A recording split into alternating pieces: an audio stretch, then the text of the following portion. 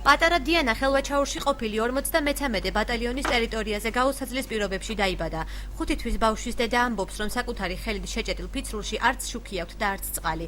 ოჯახი ეგრეთ წოდებულ ოცნების ქალაქში თვითნებურად ჩასახლებულების მიერ დამონტაჟებული საერთო საპირფარეშოთი და სააბაზანოთი სარგებლობს. უკვე 9 თვე რაც აქ ცხოვრობთ.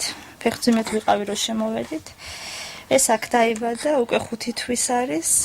ასეთ პირობებში ვართ, შუქი არ არის, წყალი არ არის. ვართ ახში.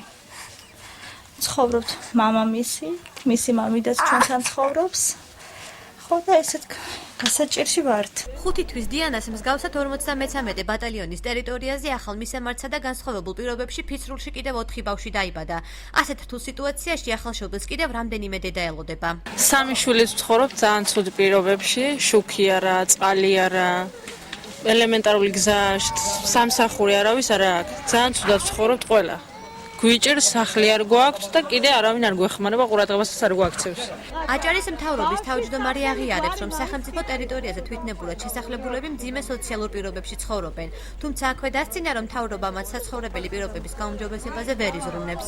ჩვენ გავაკეთეთ განცხადება და ვთხოვეთ მათ, რომ თავიანთ რაიონებში, გამგეობებში შეეტანათ განაცხადები, ვის რა პრობლემა აქვს. ვინ შეიტანა 1300 განცხადება, 1200 განცხადება იყო. შევისწავლეთ ის და დაფიქსირებულია, ვის რა პრობლემა აქვს. ყოფილი 25 ბრიგადის ტერიტორიაზე ჩასახლებულების უსახლკარობას ეზოში არსებული ანტისანიტარია ემატება. 25 ბრიგადის ტერიტორიაზე დიდ თხრილ შესაყოფაცხოვრებო ნარჩენები გროვდება. არჩილ ხაბაძე ამ საკითხით დაინტერესდა. საკითხს მიუხედავად სავარაუდოდ ეს ეპიდემია არ გვინდა, ჩვენ იქეთ ვაფიქრებთ, რომ ეპიდემია მოხდება მაგ, სადაც ბავშვები ცხოვრობს და ყავთ და ასე შემდეგ, ამიტომ უნდა დატოვოთ ეს ტერიტორია. ბათუმთან არსებულ დასახლებაში მცხოვრებლებს მთავრობის დახმარების იმედი აქვთ. მთავრობა კი მათ სახელმწიფო ტერიტორიაზე უკანონოდ შეჭრილებად მიიჩნევს და დახმარებას არ აპირებს.